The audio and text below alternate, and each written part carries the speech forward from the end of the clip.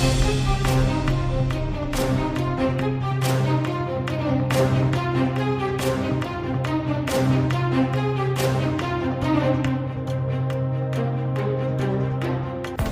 guys, kembali lagi bersama kita di channel John on the Way. Kecanggihan teknologi yang semakin maju membuat ilmuwan di dunia banyak bereksperimen dengan batasan yang makin tak masuk akal.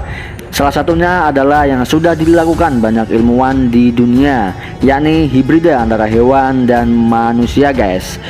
Hal ini mungkin terdengar tidak masuk akal, namun memadukan DNA manusia dan hewan ternyata bukanlah sebuah fantasi yang tidak akan terjadi.